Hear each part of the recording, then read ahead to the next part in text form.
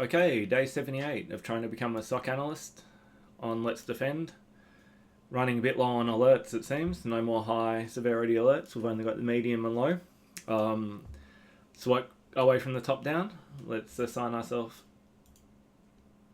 medium alert here. It is Proxy Malicious Executable file detected. And if we have a look at it, okay, it's from the internal network. We've got the 172.16 internal address with the hostname pentest machine, username Callie, and request URL is BloodHound AD. Okay, so BloodHound's a popular Active Directory scanning tool where you can map out the whole Active Directory user accounts and everything, to be able to sort of visually graph how to get escalation on the network. So we know it's a malicious tool, but we also know it's a pen testing tool. So it's from Pentest Machine.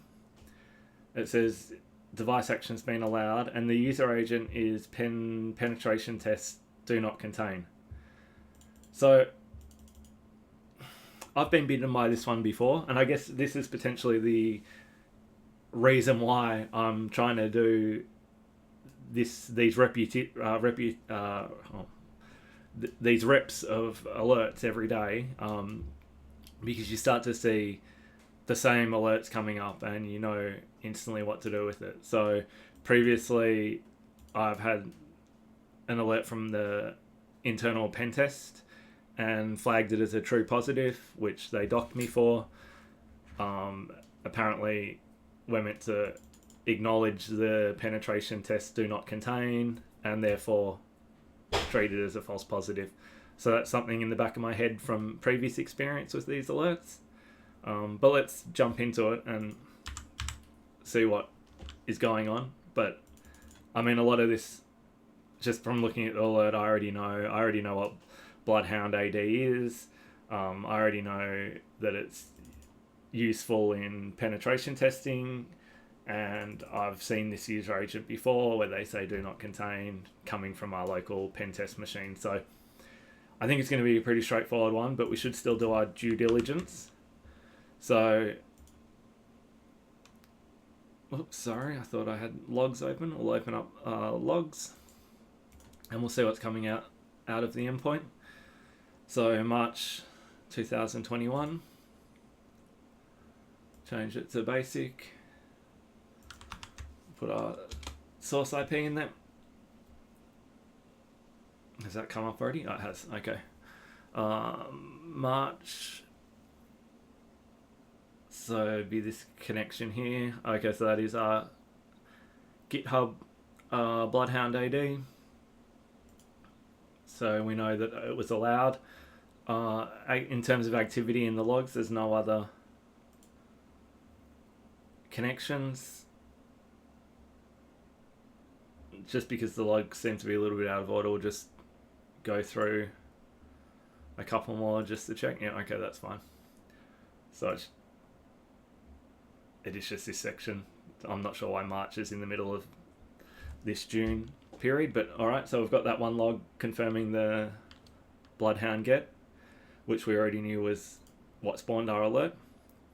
We can also look at the endpoint, but we will just find that it's the penetration testing machine, so pen test machine. Yeah, so they're running nmap, NC, possibly maybe use NC for a reverse shell as one example, wget. It all seems legitimate for what you'd have here, running nmap on /24 and no browser history. So the only other thing is in the newer alerts, I'm not sure because this one's dated 2021, they'll have the option in the playbook, but in the newer alerts, there's an option normally about planned tests. If it's a planned pen test, So we're looking for March 2000. So there's no emails, but you see their planned scanning. That was in June. Okay, so let's open up our playbook and see what questions it's going to ask us. Okay, user agent, source address, destination. So we've got all that already. We've searched in the logs. The only thing we saw was the BloodHound get. Analyze the URL.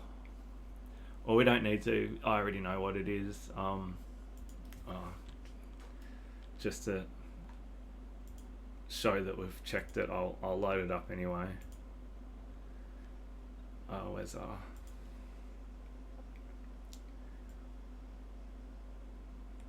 I've got it there. I'm comfortable to not load it up in a VM. I've used this countless times myself. So SpectreOps is, yeah, that's the correct GitHub for it. And BloodHound, yeah, like we'll see, 3,000 stars. It's a very popular penetration testing tool, so that's fine. So this is one of those ones where normally you'd say it's malicious, but we know it's being used in the pen test role, and this is what's previously got me in trouble.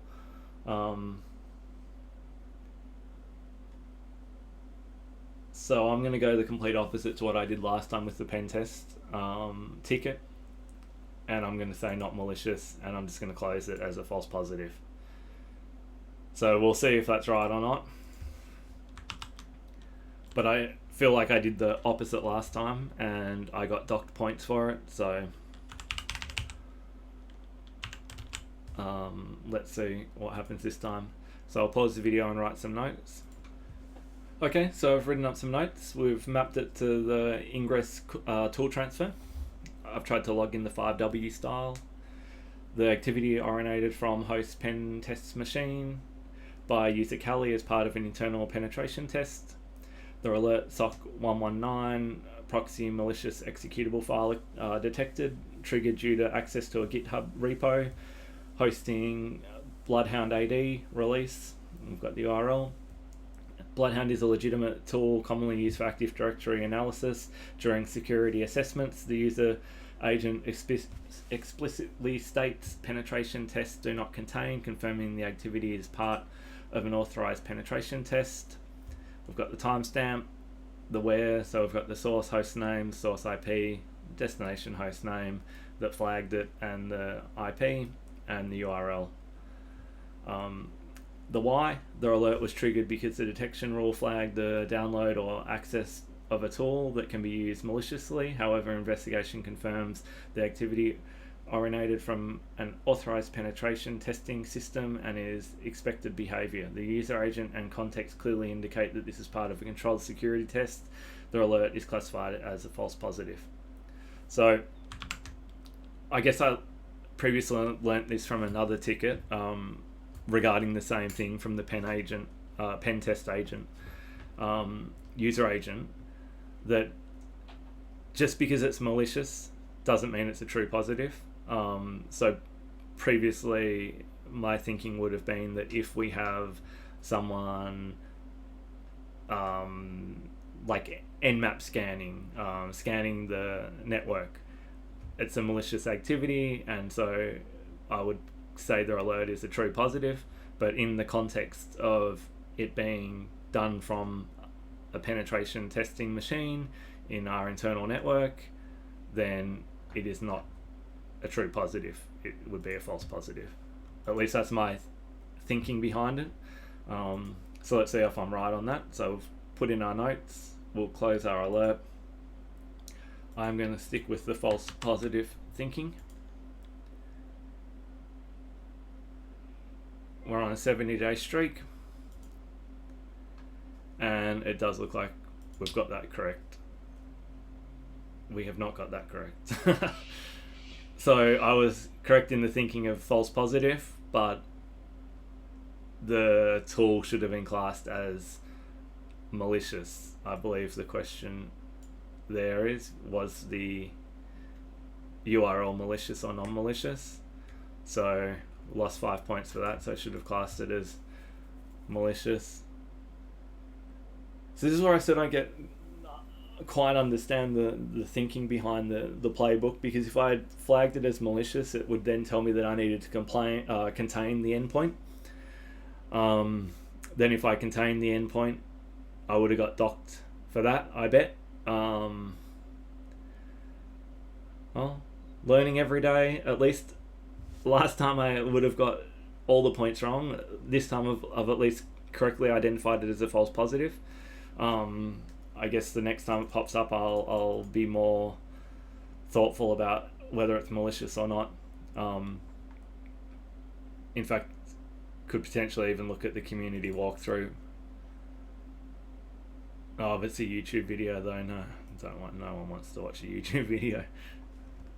Except for hopefully this one, hey? Alright. This is what we've learnt in today's ticket.